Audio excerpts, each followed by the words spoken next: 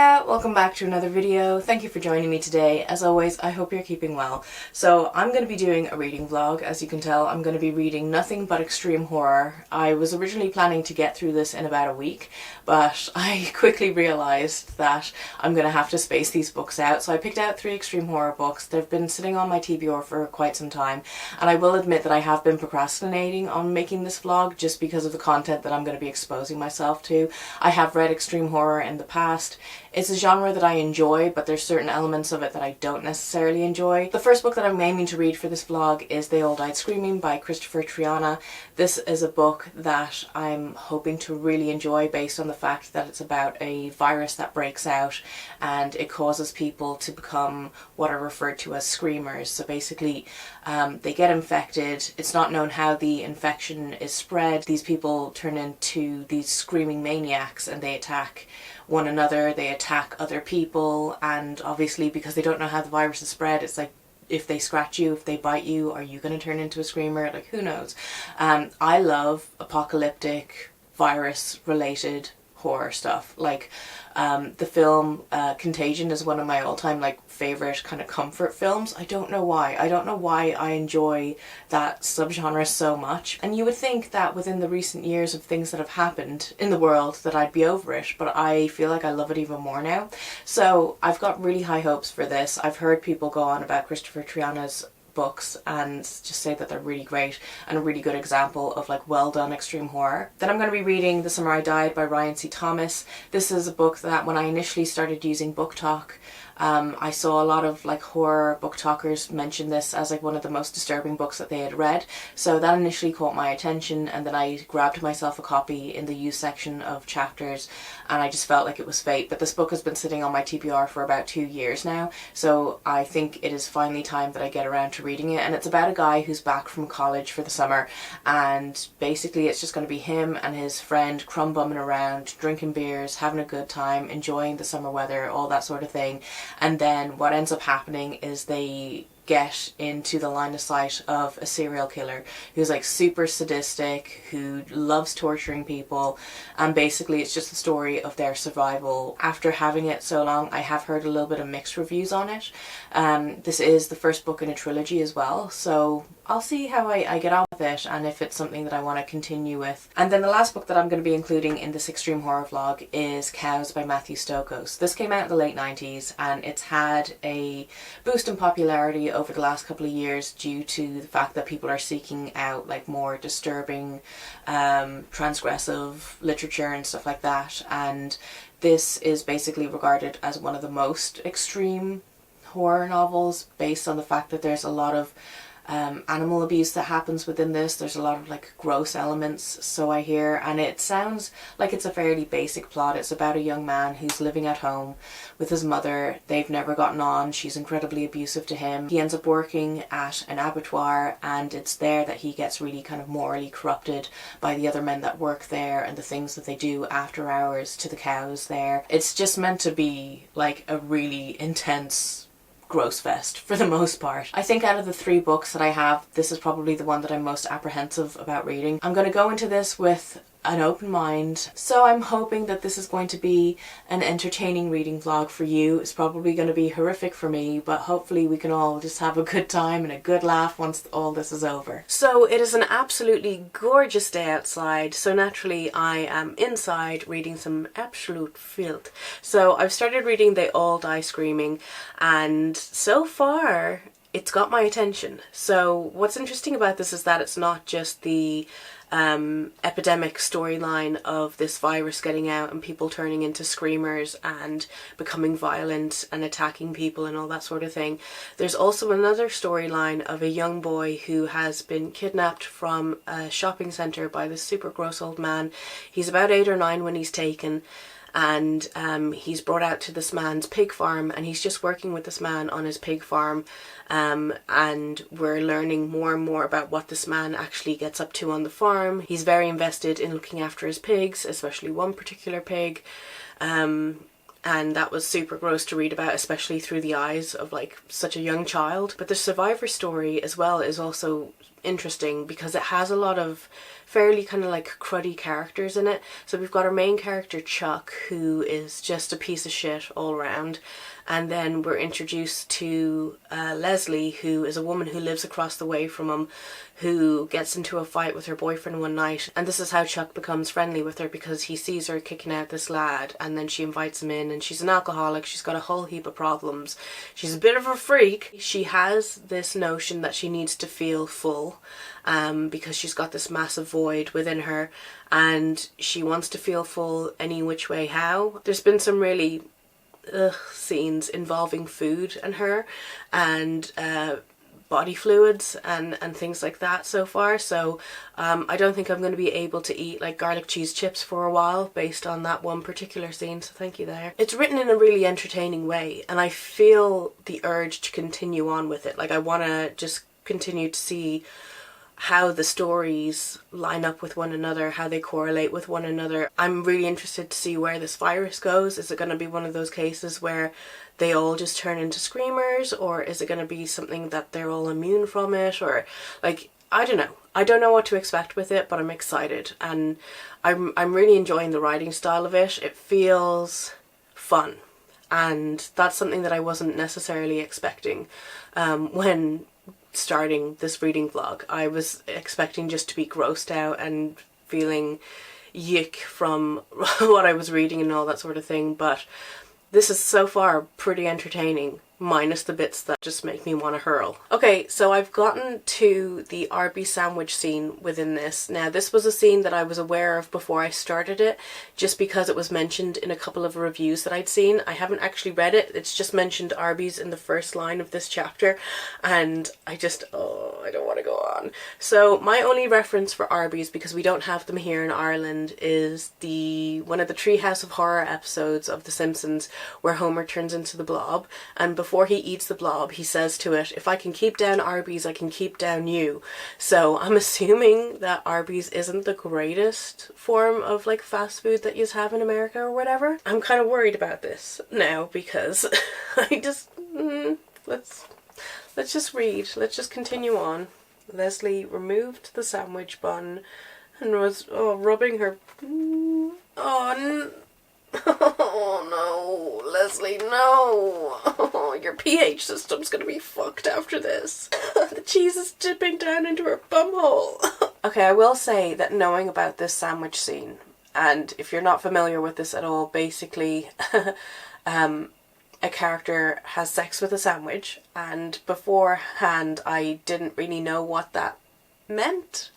Now I do. I mean, I'm glad that I don't already eat beef all that much, and I'm definitely would never be able to eat a beef sandwich after reading that. It ended in a weirdly wholesome way where Leslie said to Chuck that she thinks she's falling in love with him, so like, in a weird way it's kind of working for them, I guess. The scene could have been way worse than I had anticipated, so I'm giving it points for that. At least it didn't go into massive detail, but like, it's still enough for my mind to linger on, and, you know, I'm filling in the blank spots myself, which is just awful. So yeah, I'm hoping that this is going to be like the last scene with food, because I can't take it. Like, let's get into like the violence and the gore and all that sort of stuff. Don't ruin food on me. Ruin everything else on me, but not food, especially fast food. Like, that's such a treat. She's got a little foot in the pussy, yeah, but that ain't no baby. It's a homeless guy called Shitsy, yeah, and he's pulling on his plums. Man, I'm too much of an empath. This freaking book is making my butthole hurt. So it's been like 1 or 2 days since I last did an update for you guys, but I have successfully completed They All Died Screaming by Kristopher Triana. This was an absolute blast. This is kind of like what I would expect from the extreme horror genre. Like, in a perfect world, this is the type of story that I feel like, yes, it gets you on the extreme elements, but it also actually has a decent plot. It has interesting, unique characters. It has humour to it. It's not all like doom and gloom, despite the fact that we're having some sort of like apocalypse style event happening within it. But yeah, across the board, it just really impressed me. It ended up being a 4-star read for me. And yeah, I think the dual storylines came together at the end perfectly. I was really taken aback by it. And like, I'm someone who, like, I don't really think ahead when it comes to how a story's going to end or wrap up.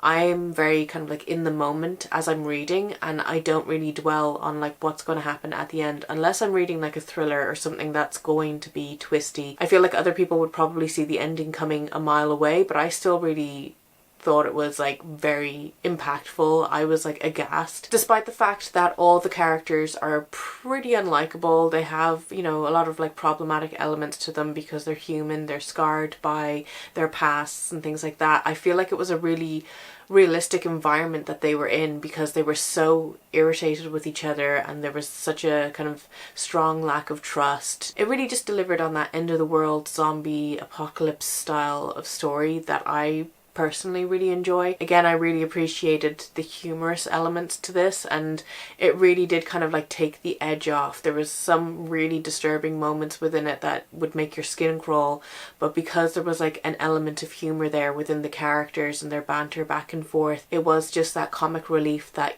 this type of story desperately kind of needs, and it just worked really well. It felt believable, it felt entertaining.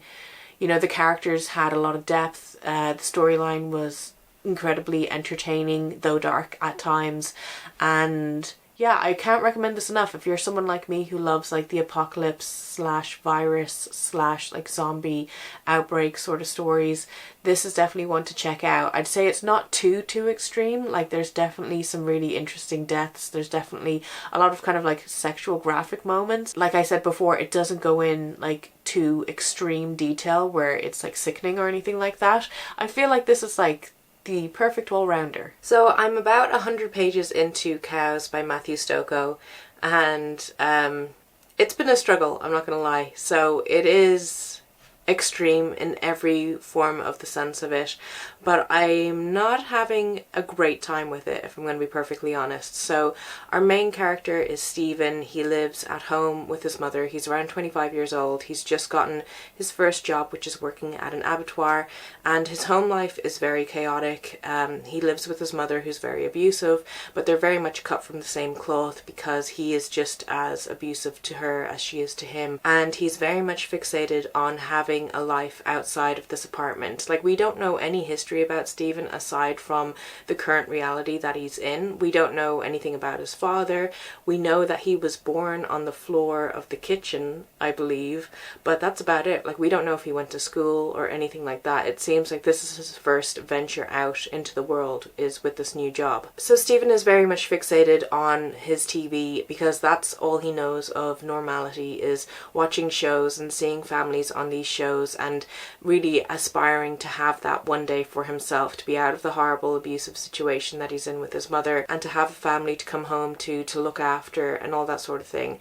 But the way he's going about it is just all types of fucked, to be perfectly honest. And as I'm finding that the story's progressing, it is just really over the top and graphic for what feels like the sake of being over the top and graphic. I'm finding myself feeling incredibly nauseated every time I go to pick it up, and I'm finding that I don't even really want to continue on with it. I am going to persevere, obviously, for the sake of the video, but right now I'm finding it very hard to see the positives that people have listed about it, because so far we've got Stephen, his mom, the weird men that he works at the factory, where they're teaching him the things that they get up to with the cows after hours, if you get my drift, and that is horrifying. But then we also have the introduction of probably the most interesting character, which is the girlfriend of Stephen. She's someone who lives in the flat above them, and he doesn't want his mother to find out because his mother's very much like, you can never leave me, kind of toxic situation type thing. The girlfriend is just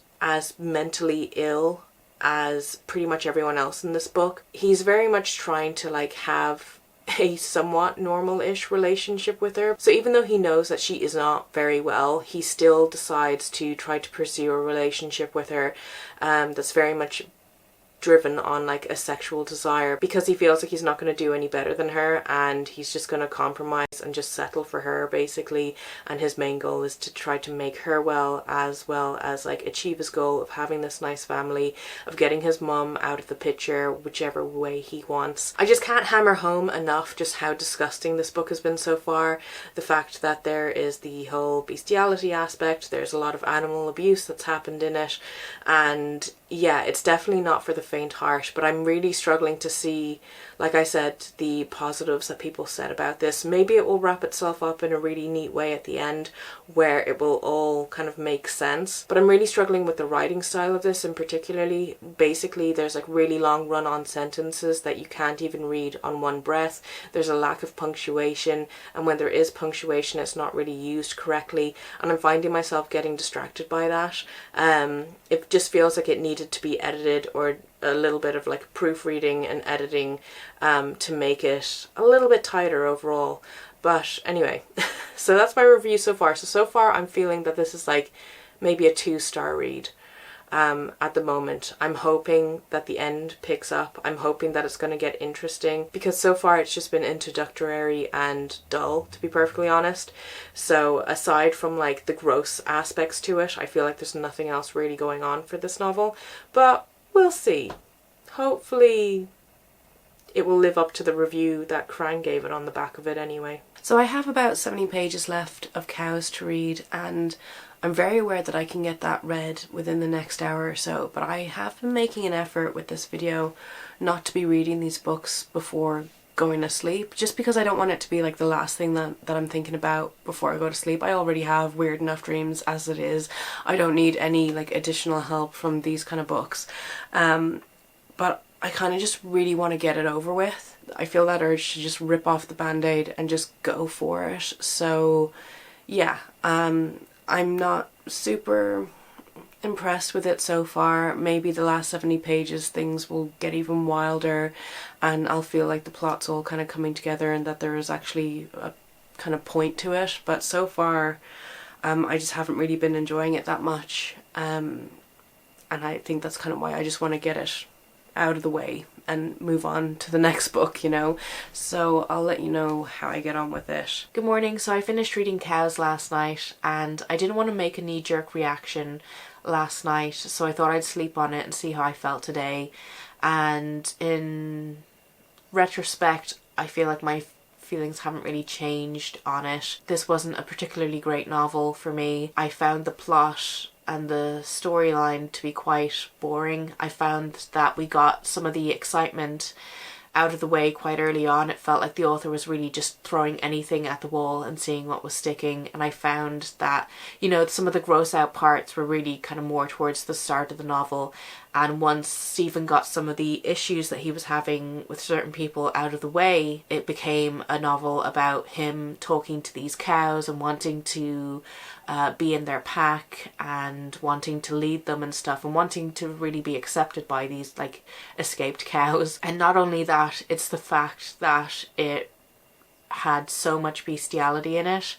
There were certain points where I was like, okay, maybe we're going to be cracking on with the actual story now, or we're going to be cracking on with his life. And you really just see how his character was impacted by the men at the factory when he initially started working there, with their off-hour shenanigans. The fact that there's even moments where he's thinking about shagging a cow and stuff when he's with his girlfriend, it's just so gross. And I guess we can do like a tier ranking of the things that I find most disgusting in extreme horror novels as we're going through this. So yeah, I think it was very difficult for me to try to overlook those particular moments because they were just so prominent and dotted in throughout the entire story. And I never needed to know about a cow's labia. I never needed like in-depth detail of what it supposedly feels like and all that sort of thing. And the fact that he becomes like more sexually attracted to this one particular cow than his actual real life girlfriend. Everything that I praised They All Die Screaming for the fact that it didn't go into super in-depth gross detail, that like, you know, you could just kind of get through it without dwelling on certain things, this novel really made up for that. What I really liked about this was the kills and the murders and stuff that happens within it. They are so completely over the top, they are comical, they are completely implausible, but they were super entertaining because they were so over the top. And I think that that was the strong suit that this novel had to offer. I think the most interesting character wasn't Stephen or the cows or any of the gross men at the factory or the mother. I think it was actually Lucy, the girlfriend, who in the reviews on Goodreads of this said that Lucy's character is a great depiction of depression. Depression what? Depression who? Obviously these people do not know that there is more to mental illness than just anxiety and depression. What Lucy seems to be suffering with is that she has a ongoing delusion where she believes that within herself and within others and animals that there are these black pustules, these black tumours that are growing underneath certain organs, and she is consumed by this delusion. It's basically become a core belief for her. She still feels the need to cut little animals open and explore them and chastise Stephen for not looking for them when he's cutting open cows. Even though she does believe it within herself, she does want the physical proof just to show to others that she was right all along. And this delusion definitely has a compulsive energy to it. She is consumed by it. It's something that she thinks about the majority of the time that she's awake. And it's very hard for her to distract herself from it, and that's something that Stephen tries to work on her with. And her ultimate role in the storyline, I think, was probably the most difficult aspect for me to read about within this novel. Even though her actions were not based in reality, it was very, again, over the top and comical and stuff, but it still was just really difficult to get through. If we're going to say it was the most impactful area of the novel for me, it would be what happens with Lucy and her storyline. The character development for Stephen, you can say that we know nothing about Stephen's life aside from when we're dropped into the storyline that he's just been living in this apartment with his mother for 25 years. We know for a fact that he was born in the apartment on the kitchen floor, but we don't know anything else about him really. We don't know if he ever got an education or if he's ever even left the apartment before getting the job at the abattoir. And you can definitely say that this story could very much just be his own delusion, his own sort of psychotic break, and that he's an unreliable narrator and everything that he's experiencing it in his own head. Sure, you could throw it down to that. I suppose the one bit of insightful character development that felt very on the nose and was like, aha, like right, I get it now, is that Stephen is offering to feed the cows from his own hand, and what he's feeding them is going to take them into their future, and the main leader cow is refusing to eat what Stephen has to offer, and it's very reminiscent towards the start of the novel where Stephen's refusing to eat what his mother's giving him, and you can just see like, okay, well, he's become its mother basically. His mother's whole rhetoric was, what I'm feeding you is going to make you strong and you're not going to be weak and blah blah blah. And even though she's crazy and she's feeding him like raw half-cooked meat and sheep stomach which still has undigested food in it, you can see that this is like some sort of like generational trauma that has been passed on to Stephen and stuff like that. But to be perfectly honest, I really feel like I'm scraping the bottom of the bucket to find any sort of meaning. I didn't find any sort of sense of worth within the work. And like I said, it really did feel like the author was just trying to gross us out as much as possible with like the lewd sex acts and the vulgarity and stuff. There are quite a few misogynistic moments within it. The C word is used continuously throughout the entire novel, even by the female characters. And also there was one particular moment where the N word was used, and it felt completely out of place and out of left field for it to be used. Now, it was in context, it was the main cow calling Stephen this, and my feeling towards it when it was used was that, man, there could have been like a million different things that this cow could have said that would have been way more impactful to Stephen rather than just saying that. But overall, I was hoping that this was going to be one of those kind of cult favorites for me, and to be honest, I'm just so disappointed with it because, like I said, that I found the actual story to be quite boring, and I felt like I was really kind of slugging my way through it. I was just waiting for the next kind of gross out moments to happen, but there was nothing in this that was terrifying or that was genuinely scary or anything like that. It was just gross and made me feel quite nauseated at times. Knowing that this book has been on my radar for years and knowing that it has such a cult following to it, I was expecting that this was going to be one of those kind of like shocking books that I'd end up really enjoying, but there was just certain things that I really just couldn't move past. I feel like this is just a 1-star book for me.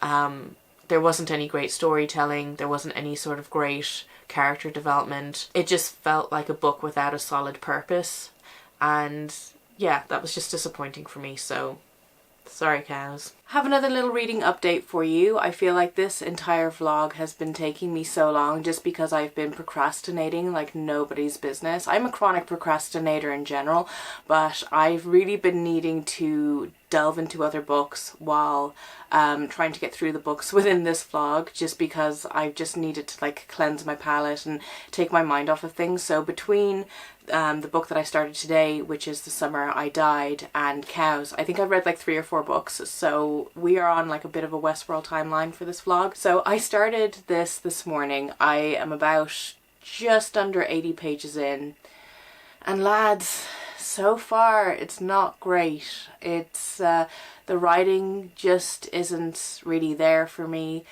The characters are incredibly like one-dimensional, and there was a specific point within this where the author says that, you know, the characters share the same brain cell, and I was like, well, is that because they're like best friends and they're on the same wavelength, like that's what you're trying to convey to us, or is it really because there's no substance to either of them? So this book follows Roger as he's come home from college. He's hanging around with his best mate Tooth. Tooth has an incredibly interesting backstory as to why he got that particular name. I'm joking. It's not interesting at all. It's what you're thinking. It's exactly what you're thinking. So they're just hanging around and, you know, drinking beers and shooting their guns in the woods.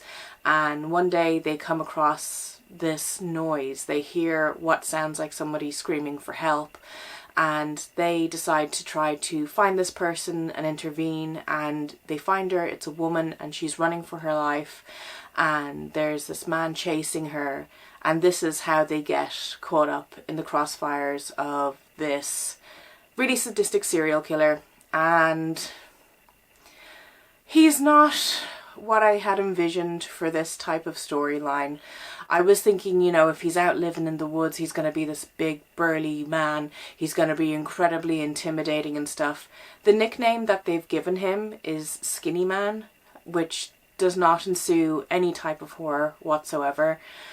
It took a really long time for the story to get going. Like, it was about 60 something pages before Skinny Man was introduced.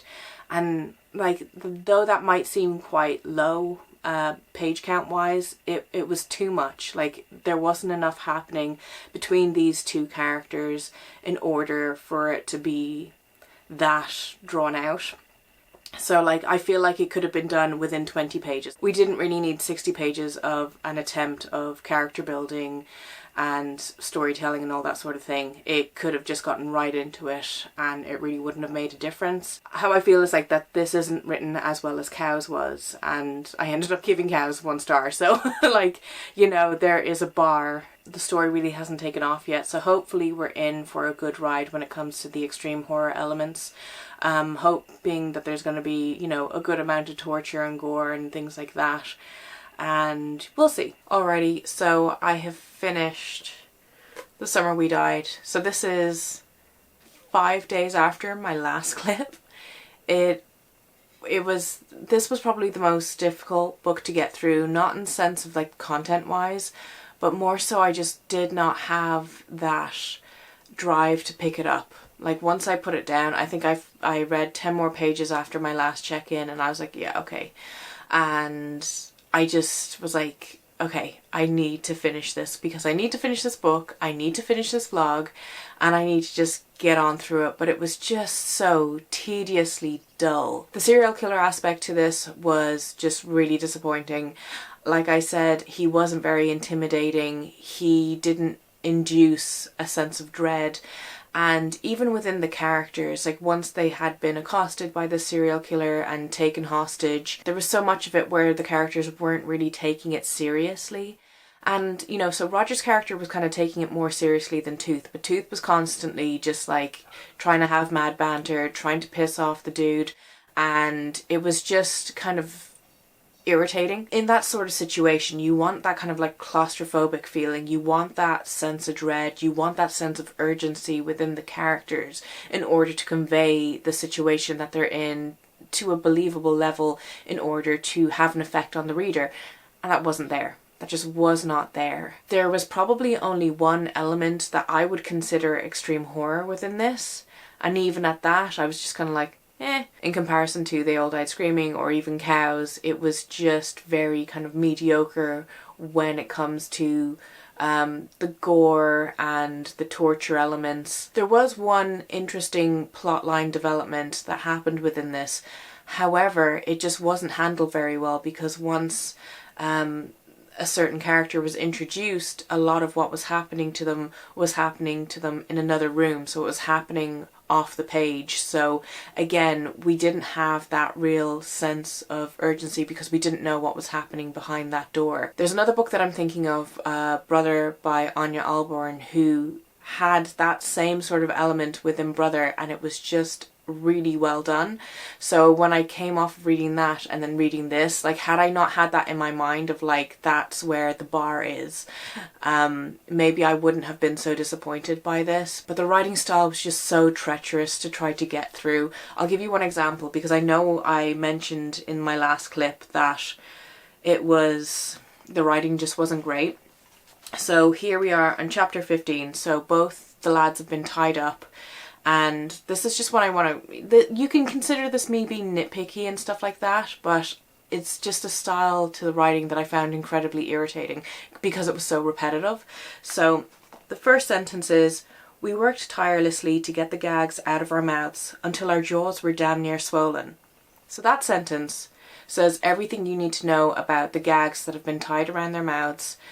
We know how tight they are, because if they were working away to try to get them out of their mouths to the point where their jaws were swollen, you can assume they were pretty tight, right? So then it goes on to say, "It was worse for Tooth because every time he moved his jaw, his burnt lips split and bled like squished cockroaches. And the gags were tight. Skinny Man hadn't been playing when he tied them." That's already been established within your first sentence. Why'd you have to say again that the gags were tight? It's that kind of like nonchalant banter of like, he wasn't playing when he tied them. It's like, a character in that sort of situation wouldn't be thinking that. So that kind of emphasizes what I mean by like the writing style just not being great, not being able to effectively convey the feelings and emotions of the characters and the situation that they're in. You know, it just didn't feel serious. It felt like, you know, on Tooth's behalf, it was mostly just banter and silliness, and even when things were getting more distressing for his character, he still wouldn't let go and give up. And sure, you could say, oh, well, that's his character, you know, that he's just that type of guy who's always defiant. And then Roger's character in comparison was pretty meek, and I don't know how this has gone on to become a trilogy, because I was just like, I'm so done with this book by the time I was finished it. I'll give it 2 stars. So that's me again being quite generous with it. It was not really extreme in the ways that I'd hoped it would be. Sure, there was some gore elements and stuff like that, but even the comparisons that it made, even in that it says something about squished cockroaches. It's just like, yeah, well, you know, okay. My whole reasoning for picking up this book was because I saw several people talk about it, like I said, on TikTok, and that's how this book got on my radar in the first place, and then I just happened to come across it in chapters, and there's me thinking it was my lucky day finding this, and then actually reading it, I'm like, okay, I understand why somebody traded it in the first place. There's nothing particularly memorable about this book. I'd say that's my overall outcome of it. I can't, like, with good intentions, necessarily recommend this to anyone, because I just, like I said, I struggled with multiple things within it, and I don't feel like there was a genuine kind of payoff for all my struggle. So that has been it for this reading vlog. I'm really happy to have gotten through the 3 books that I did. Now I will say that these 2 are going to be going to Chapter's secondhand book section, and then I'm going to be holding on to this. I'm so delighted that I've found a new author that I'm excited to read more from. So if you've read any of the books that I read in this video and you have any thoughts, let me know below. Do you agree? Do you disagree? And also if you have any more extreme horror book recommendations for me. If you want to keep up with me outside of YouTube, you can always follow me on my Instagram and my TikTok, where I do other bookish content that I don't necessarily post about on here. And if you haven't done so already, feel free to like and subscribe. It really helps the channel out and I greatly appreciate it. And as always, I hope you enjoyed this video and I'll talk to you soon. Goodbye.